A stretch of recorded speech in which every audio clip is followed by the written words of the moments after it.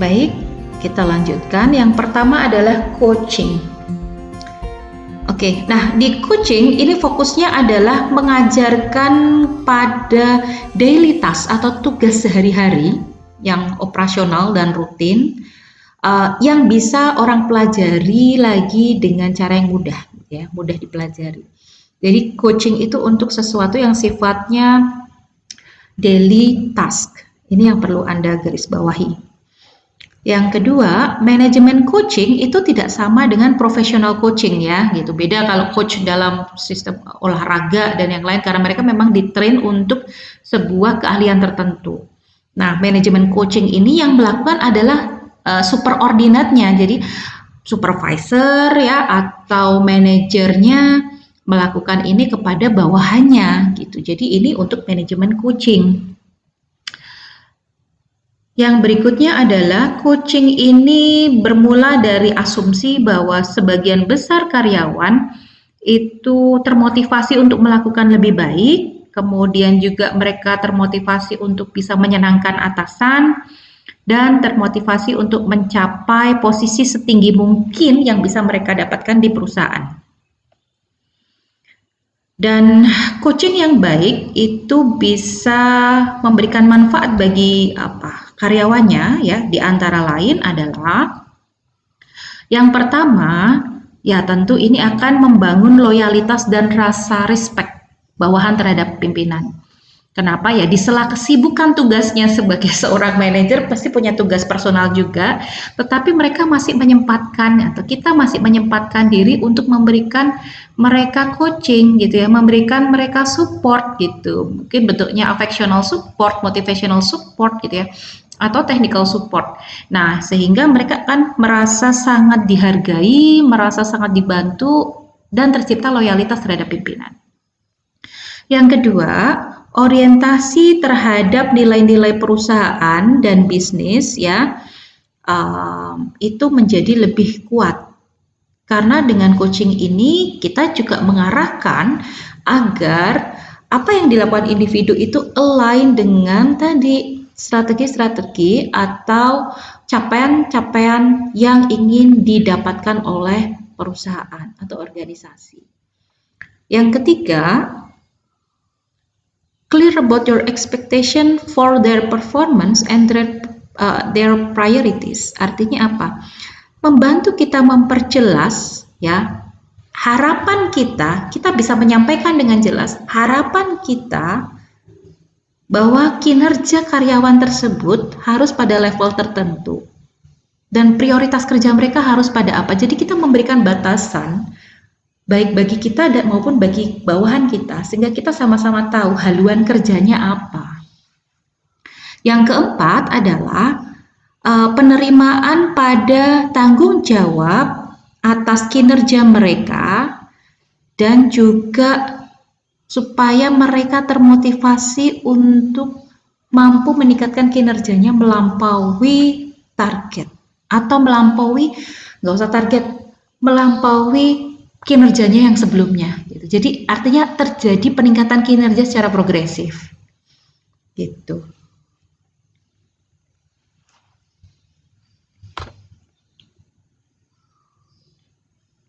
Ada 5 prinsip kita melakukan coaching ya, manajer melakukan coaching.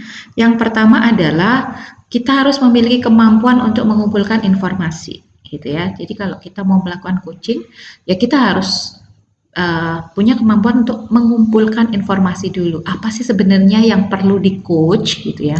Dalam hal spesifik apa sih yang perlu di coach seperti itu. Yang kedua adalah kemampuan untuk mendengarkan orang lain. Nah, ya ini adalah prinsip-prinsip belajar orang psikologi ya. Nah, jadi ini prinsip kemampuan dasar yang harus kalian kuasai juga. Kemampuan untuk mendengarkan. Mendengarkan ini bisa mendengarkan kata-katanya, alasannya, atau kenapa dia berkinerja kurang misalnya. Pikiran-pikirannya, apa sih kecemasan-kecemasan dia, apa permasalahan-permasalahan yang dia alami misalnya. Tapi juga bisa semua hal yang berhubungan dengan apa yang menyebabkan kinerjanya menjadi tidak optimal gitu. Jadi intinya adalah kita harus bisa empathetic listening, mendengarkan dengan empatik. Tapi mendengarkan dengan empatik ini bukan berarti kemudian kita terhanyut dan terus memberikan toleransi terhadap kesalahan-kesalahan yang dia lakukan ya gitu. Tapi lebih kepada supaya orang lain terbuka untuk menceritakan apa dan mengapanya seperti itu.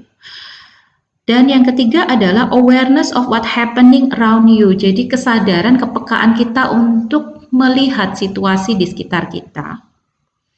Dan kemampuan untuk mengarahkan atau memberikan pengarahan pada karyawan.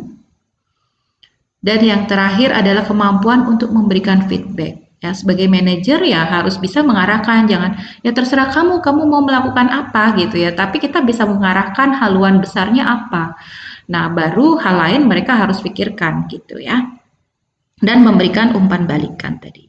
Jadi ini adalah tugas-tugas seorang coach. Yang pertama adalah dia harus berperan atau bertindak sebagai role model untuk kinerja yang lebih tinggi. Ya, artinya ya pemimpin itu adalah teladan gitu ya. Sebagai coach dia harus bisa menjadi standar yang lebih tinggi untuk memotivasi bawahan mencapai kinerja yang lebih baik.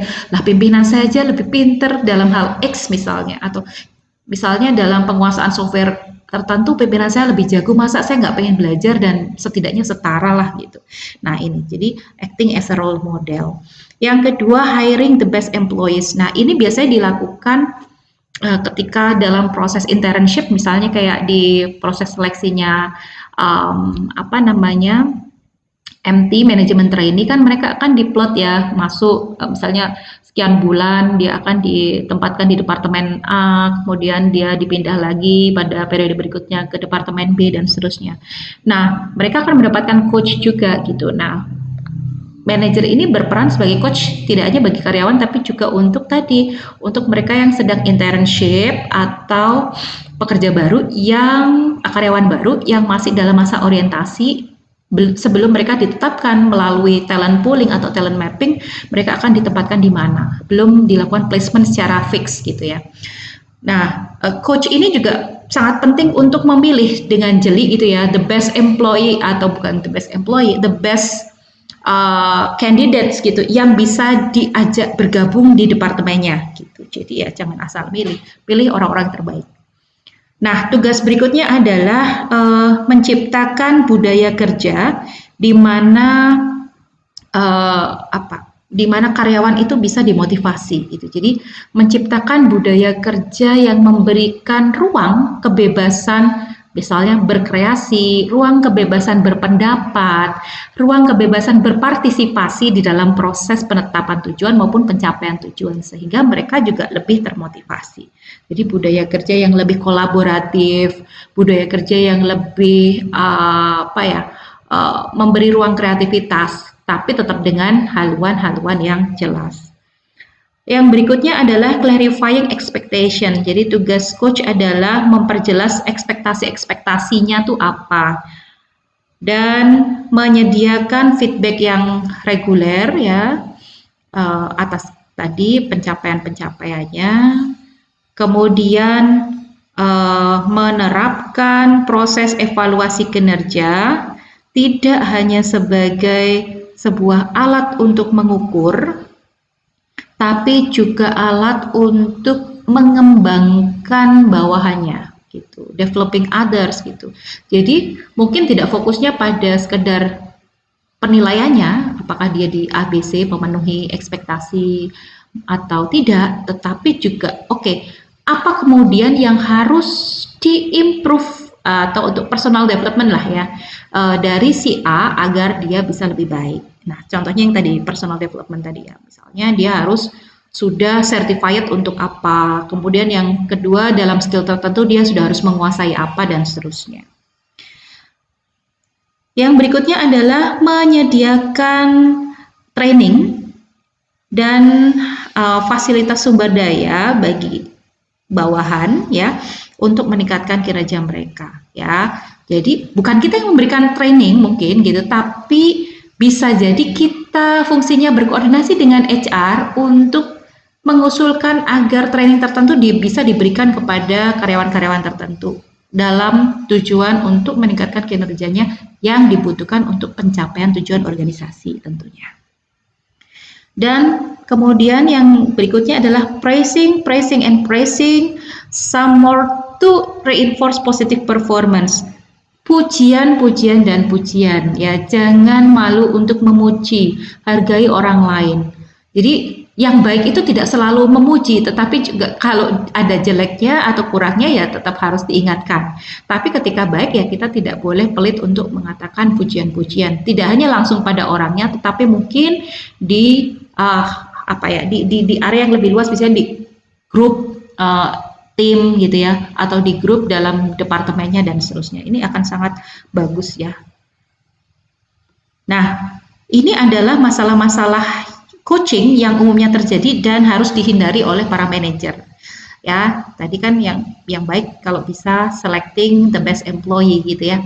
Maka di sini jangan sampai kita meng-hiring atau memilih orang yang salah untuk bergabung di dalam tim kita. Ini penting sekali ya. Sekali kita pilih orang yang tidak tepat atau tidak tepat itu bisa dari values, bisa juga dari standar kinerja awal ya.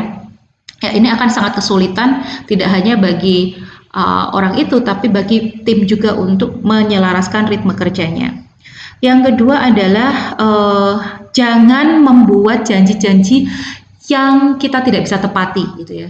Ayolah kamu tingkatkan kinerjamu periode ini, nanti tak pastikan kamu akan dapat promosi semester depan misalnya seperti itu. Nah ini janji yang ya kalau kita bisa tepati nggak apa-apa, kita punya power untuk itu, it's okay. Tapi kalau ternyata tidak, nah ini ya turunlah kredibilitas kita sebagai pimpinan. Jadi sebaiknya jangan janji-janji palsu. Yang ketiga adalah mengubah gaya manajemen ketika coaching ini tidak berhasil. Jadi jangan terlalu cepat untuk mengubah gaya manajemen kita ketika coaching tadi tidak berhasil. Tapi mungkin kita bisa lakukan dulu upaya-upaya yang lain dengan memastikan sumber masalahnya itu sebenarnya apa. Yang keempat, nah ini orang sering fokus pada sikapnya, gayanya, kepribadiannya gitu. Jangan, seharusnya fokusnya adalah pada performanya atau kinerjanya atau perilaku kerjanya ya. Itu yang jadi fokus pada sikap ini yang harus kita hindari. Sikap itu soalnya sangat subjektif, like dislike gitu ya, positif negatif seperti itu. Kemudian kegagalan atau permasalahan yang banyak terjadi dan harus dihindari adalah gagal memberikan follow up. Kita tahu kinerja seseorang bagaimana, tapi kita tidak memberikan follow up atau umpan balik apapun. Ketika ada kekurangan, sebaiknya langsung dilakukan follow up gitu ya, sehingga orang tersebut bisa diarahkan apa yang harus diperbaiki dan bagaimana melakukan perbaikan tersebut. Kalaupun dia sudah baik ya bagaimana kita memberikan juga arahan itu sudah baik sehingga orang bisa istilahnya bisa mempertahankan apa yang sudah baik dari kinerjanya. Kemudian placing the blame. Nah, ketika terjadi masalah, kendala atau kegagalan, kemudian kita menyalahkan orang lain terlebih dahulu. Nah, sebagai pimpinan tidak seperti itu tentunya gitu ya. Jadi demikian juga dalam coaching kita jangan secara konfrontatif itu menyalahkan orang lain gitu. Yang berikutnya adalah mengabaikan masalah, kemudian tidak mengenali adanya improvement. Jadi ya sudah mau kamu bagus mau enggak terserah kamu lah gitu ya. Nah ini yang saya khawatirkan karena dari hasil assessment saya selama beberapa tahun terakhir ini saya lihat tipe manajer kita terutama untuk, saya nggak bilang swasta ya, terutama untuk di sektor-sektor yang masih berbau negeri itu atau pemerintah, ini menjadi masalah. Ignoring the problems. Sometimes orang itu ditempatkan pada suatu posisi struktural itu bukan karena kemampuannya, tapi memang karena kredibilitas administratifnya gitu ya. Jadi sudah memenuhi syarat-syarat administratif, dia waktunya naik dan seterusnya. Which is tidak semua orang siap dan punya kemampuan untuk menjadi manajer yang baik. Nah, tidak mengenali improvement itu artinya gini, yang penting kinerja saya baik, terserah bawahan, pokoknya sudah tak ingatkan, kamu tidak berkembang, tidak memperbaiki ya sudah terserah kamu. Nah, itu sangat umum tapi juga sangat salah gitu sebetulnya. Jadi sebaiknya bukan seperti itu. Ketika memang orang ini tidak bisa diperbaiki, ya kita harus mencari cara yang berbeda gitu ya untuk bisa mengupayakan keselarasan tersebut dan perbaikan. Jadi jangan sampai kemudian dibiarkan. Yang berikutnya adalah failing to give direction. Jadi gagal memberikan pengarahan kerja dan memberikan tuntutan yang terlalu tinggi dan tidak realistis. Nah, ini kita harus perhatikan betul. Menjadi tidak sabaran, jadi ya menuntut terlalu tinggi, ya ini biasanya satu paket ya. Kemudian tidak sabaran bahwa orang itu bisa berubah gitu ya. Jadi berharap dalam semalam orang bisa berubah gitu ya. Tentu tidak bisa seperti itu. Berikan kesempatan lebih, diamati perkembangannya. Nah, itu memang takes time sekali, effortnya lebih besar, tetapi ya memang tugas manajer itu ya seperti itulah. Oke, nah selain coaching itu ada konseling. Nah, kalau konseling ini dilakukan oleh manajer ya, sama tetap manajemen ya. Nah, ketika kamu memiliki bawahan yang bermasalah gitu ya, dalam tanda kutip, bermasalah, maka daripada alih-alih kita memberikan coaching, sebaiknya kita berikan konseling gitu.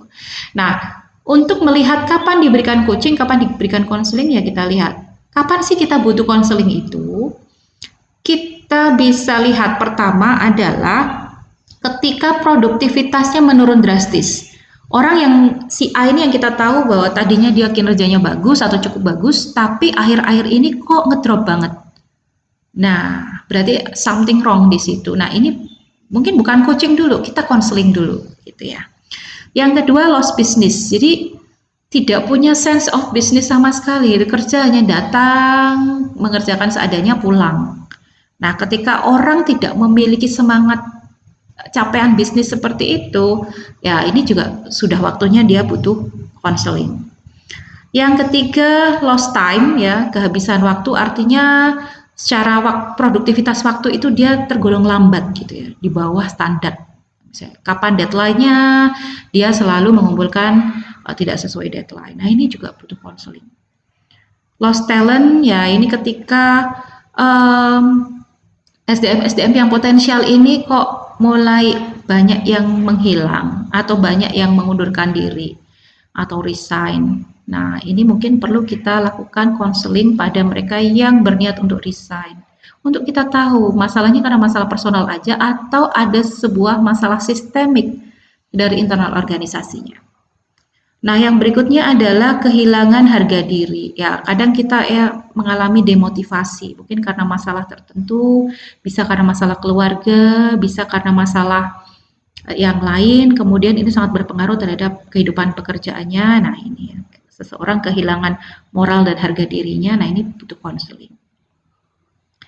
Jadi konseling itu apa sih? Nah, konseling ini adalah sebuah proses pendisiplinan yang sifatnya non-punitif atau tidak menghakimi gitu ya, netral.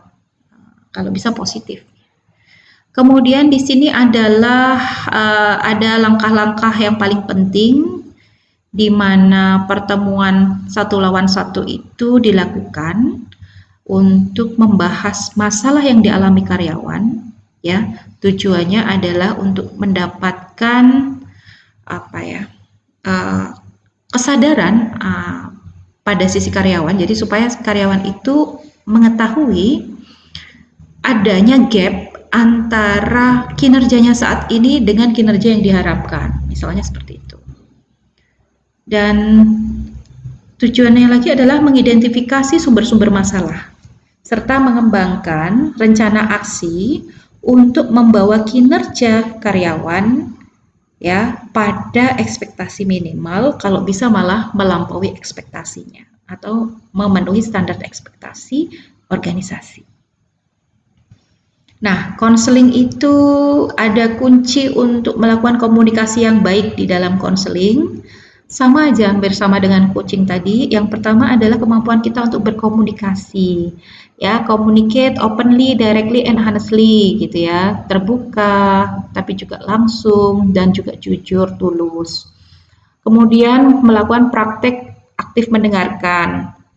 Jadi mendengarkan aktif bukan kita yang mendominasi ya, tapi mendengarkan dengan baik, memberikan support ketika dia menceritakan masalahnya gitu ya, memberikan semacam atmosfer bahwa kita berempati terhadap masalahnya, tapi sekaligus juga kita harus fokus bisa membantu menyelesaikan, bukan sekedar berempati, tapi bagaimana dia harus bisa berjuang menyelesaikan masalah itu untuk meningkatkan kinerjanya. Karena fokus manajer tuh sekali lagi bukan sebagai psikolog. Ya kalau psikolog harus memahami, memaklumi, mentoleransi kesalahan, kegagalan gitu. Tetapi sebagai manajer itu hanya sebagai part of untuk membuat orang lain kemudian sadar kembali bahwa kamu punya target dan tujuan yang harus kamu capai dalam kehidupan kerjamu. Nah, seperti itu. Ya, kemudian yang ketiga probe and question, jadi menggali dan bertanya. Nah, tipe konseling juga ada macam-macam ya. Yang pertama konseling untuk kasus-kasus misconduct. Nah, ini biasanya mungkin indisipliner, tindakan-tindakan yang tidak benar, mencuri atau tindakan melakukan manipulasi dalam pekerjaan. Nah, ini bentuk-bentuk misconduct. Kemudian konseling peers, jadi konseling untuk tim di dalam cross functional team. Ini biasanya ketika mereka sebuah cross functional team itu merasa kurang bisa berkoordinasi dan memahami satu sama lain. Nah, ini penting ya untuk melakukan konseling ini. Kemudian konseling untuk marginal performance, jadi yang nilai-nilai kinerjanya di margin bawah, nah itu butuh konseling. Konseling untuk pelanggaran aturan atau ya yang melanggar aturan-aturan ya. Kemudian konseling untuk masalah-masalah sikap, mungkin masalah ya orang yang terlalu angkuh dan merasa selalu benar, atau orang yang terlalu kritis dan kemudian selalu menyalahkan orang lain, yaitu masalah-masalah sikap ya. Orang yang mungkin provokatif untuk hal-hal yang tidak penting tapi kinerjanya nggak perform. Nah, ini jadi masalah juga. Oke, nah ada 5 tujuan untuk kita menampilkan atau melakukan konseling ya, terutama untuk manajer ini ya. Yang pertama adalah menangkan kesepakatan dengan karyawan bahwa ada kebutuhan untuk memperbaiki sesuatu. Jadi intinya selain menggali masalah di dalam proses konseling itu, kita harus sampai pada kesepakatan dan penyadaran bahwa oke, there is something to be changed gitu ya. Jadi ada yang harus diperbaiki. Apa itu? Oh, misalnya dalam hal sikap kerja saya, atau misalnya dalam hal kedisiplinan kerja saya, dan seterusnya. Yang kedua adalah identify the cause of the problems. Nah, itu tadi masalahnya apa toh? Itu harus disadarkan. Yang ketiga adalah kesepakatan untuk melakukan serangkaian tindakan tertentu ya untuk meningkatkan kinerjanya. Dan yang keempat melakukan follow up secara reguler untuk memastikan bahwa sasaran dari konseling tadi itu yang sudah diciptakan. Jadi setelah menetapkan masalah, menetapkan langkah-langkah rencana langkah perbaikan, kemudian dilakukan follow up. Apakah rencana-rencana aksi perbaikan itu sudah mulai dilakukan, sampai mana, bagaimana prosesnya, ya. Dan yang kelima, mengenali atau recognize the employees accomplishment to reinforce continued correct behavior. Jadi ketika memang dia sudah mencapai satu target tertentu, ya jangan lupa diberikan penghargaan, pengakuan, sanjungan, pujian, dan positif lainnya gitu ya untuk meningkatkan dan mempertahankan kemauan dia terus memperbaiki perilaku kerjanya yang kurang optimal tadi. Baik, nah ini masih konseling, jadi kegagalan-kegagalan yang sering dihadapi dalam proses konseling ini atau ini harus dihindari juga gitu ya. Yang pertama adalah ya ingat sekali lagi tadi bahwa yang memberikan konseling ini manajer. Manajer ini punya tugas untuk memastikan tujuan atau kinerja individu-individu dan tim kerjanya itu akan mendukung capaian tujuan strategik organisasi. Maka menerima kinerja yang rendah ini menjadi hal yang harus dihindari gitu. Jadi meskipun kita memahami seseorang dengan permasalahannya ya bukan kemudian kita terlalu mentoleransi kegagalan mereka. Yang kedua, gagal untuk mendapatkan atau memberikan pesan gitu ya. Disagreement about the existence of the problem. Artinya apa? Kegagalan untuk mendapatkan terhadap masalah yang dihadapi itu apa. Jadi kita tidak sampai pada bisa menyepakati masalahnya itu apa tuh sebenarnya gitu. Ya, kemudian yang berikutnya disagreement over standard, ya adanya ketidaksepakatan terhadap standar kinerja. Kemudian nah ini employee disabilities. Nah, jadi khususnya untuk mereka yang para pekerja dengan disabilitas, ini memang cukup sulit gitu ya kadang. Sebagian besar mereka sangat mandiri, bagus sekali gitu ya, tidak merasa kemudian keterbatasan fisiknya itu kemudian menjadi halangan bagi kinerjanya. Namun ditemukan juga pada beberapa orang gitu ya, bahwa kemudian disabilitas ini dijadikan sebagai excuse kenapa dia tidak bisa perform dengan baik. Nah, sometimes sebagai seorang manajer yang seorang manusia, kadang kita ini juga menjadi serba salah gitu ya, terlalu straightforward itu sangat tidak manusiawi gitu. Di lain sisi kalau terlalu lunak, akhirnya kita tidak pernah bisa membantu orang-orang yang kemudian tadi memposisikan diri sebagai orang yang lemah ini untuk bisa memperbaiki hal tersebut gitu. Jadi ya ini harus sangat hati-hati dalam hal tersebut. Kemudian emotion trap, ya kita terjebak dalam situasi emosi. Misalnya orang mengalami masalah berkinerja buruk karena memang dia sedang mengalami banyak musibah. Nah, kemudian kita menjadi sangat emosional gitu ya, terlalu terjebak dalam emosi yang dirasakan oleh orang lain tersebut sehingga kita lupa tadi bahwa ya dia masih bekerja dan dia harus bisa segera bangkit untuk menyelaraskan kembali kinerjanya. Misunderstanding manager's role-nya, ini sering salah memahami peran seorang manajer itu tadi ya. Ya salah satu tugas manajer itu ya mengembangkan orang lain gitu ya. Kemudian preconceived notion. Nah, ini ketika kita memulai sebuah konseling, kita sudah punya prekonsepsi atau sudah punya semacam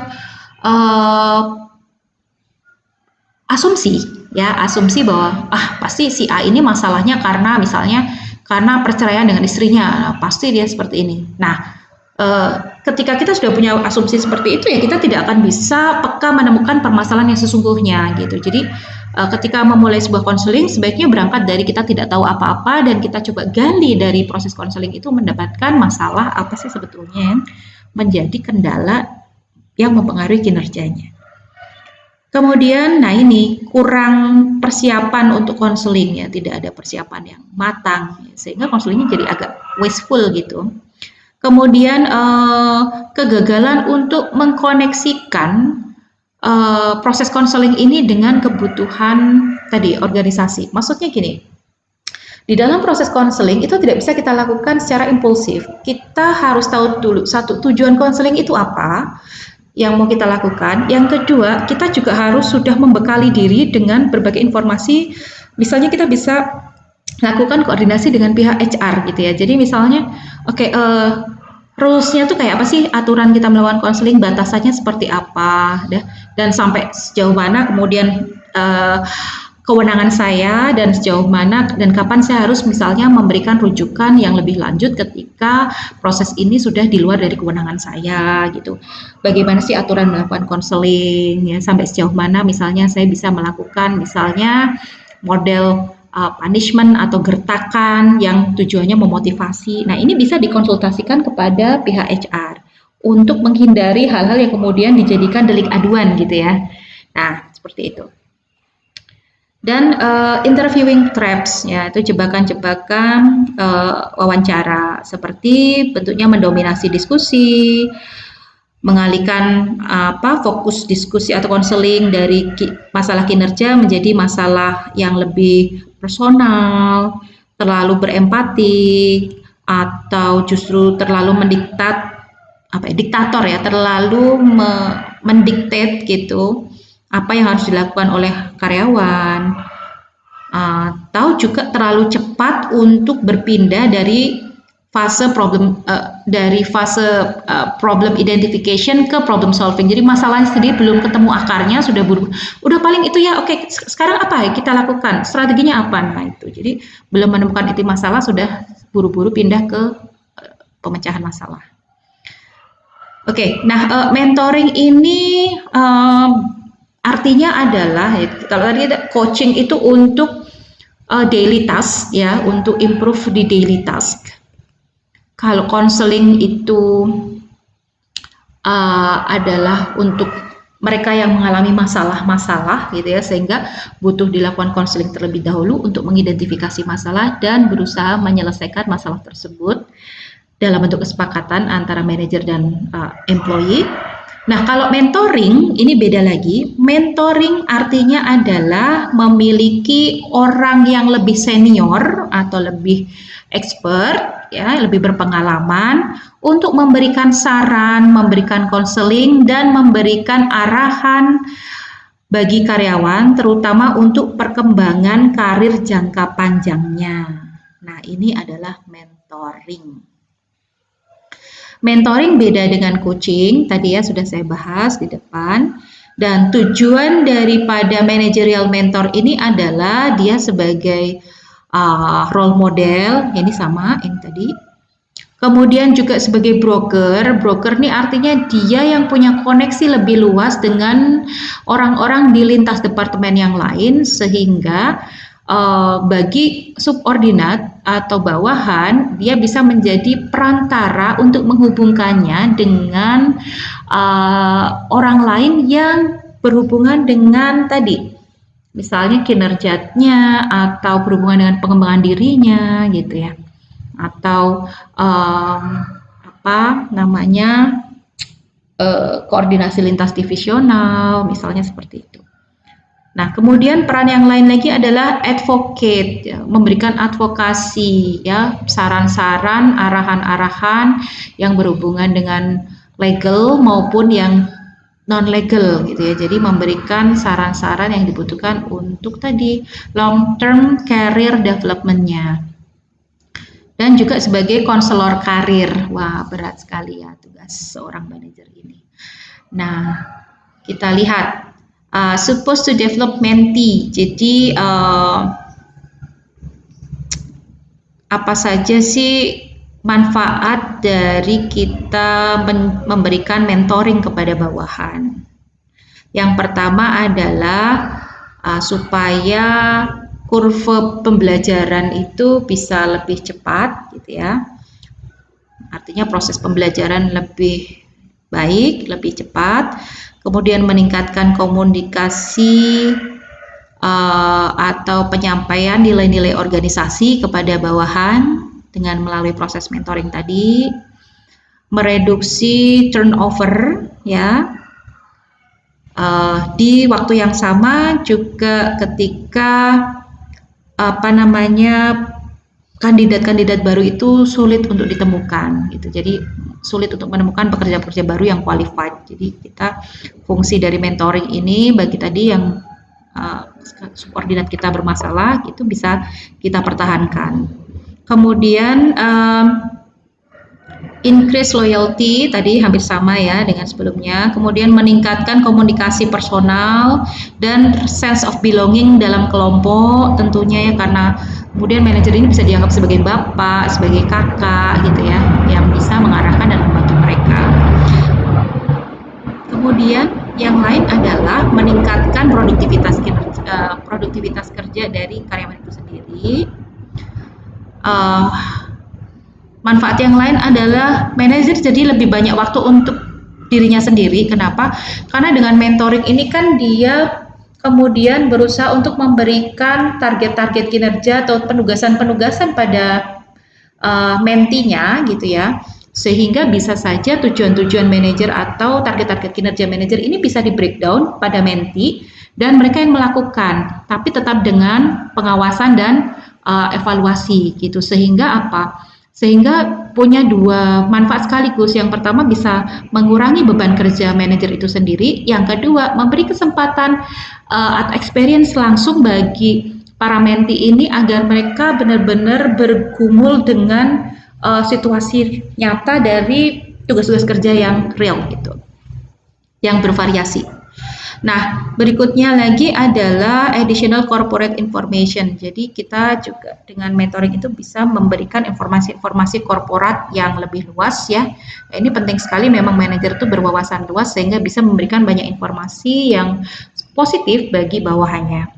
Kemudian menciptakan lingkungan yang inovatif serta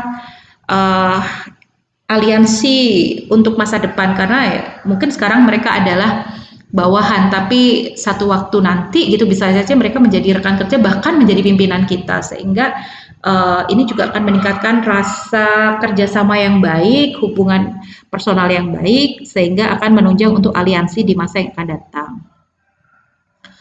Nah, karakteristik menti yang excellent itu apa ya? Ya, a track record of success ya. Jadi dia punya rekam jejak keberhasilan yang banyak. Nah, yang kedua adalah menunjukkan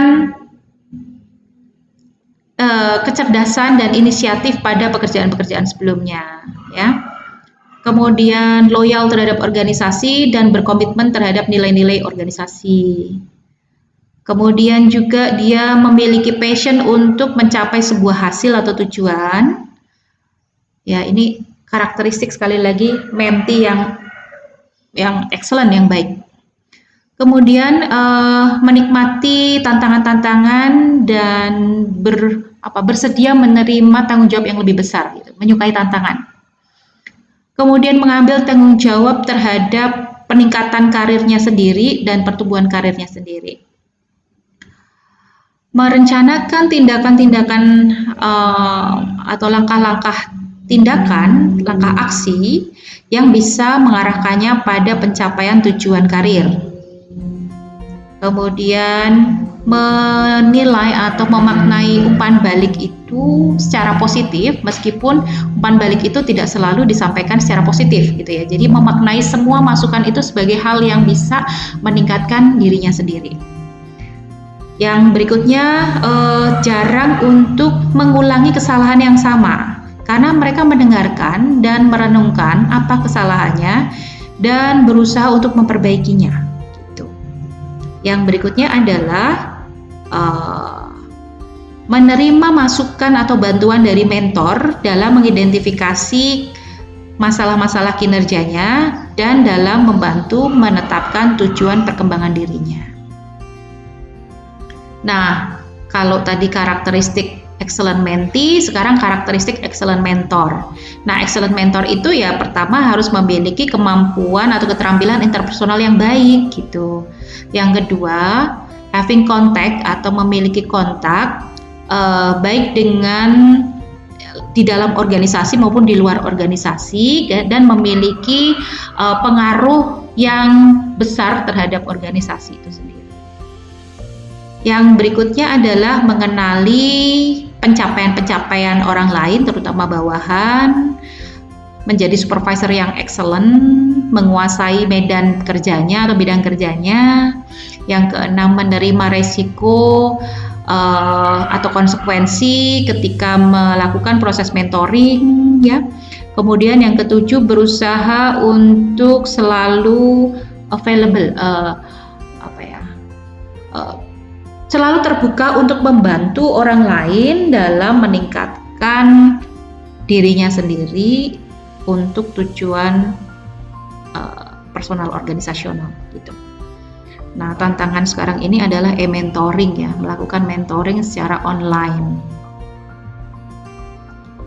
Baik, mungkin itu saja dari saya untuk minggu ini. Apabila ada hal-hal yang ingin didiskusikan, silakan berikan komentarnya, bisa di YouTube streaming yang sudah diberikan linknya ya, bisa ditanyakan di situ, nanti kita bisa bahas bersama. Semoga bermanfaat, jangan lelah untuk terus belajar, sehat-sehat selalu. Saya akhiri, wassalamualaikum warahmatullahi wabarakatuh.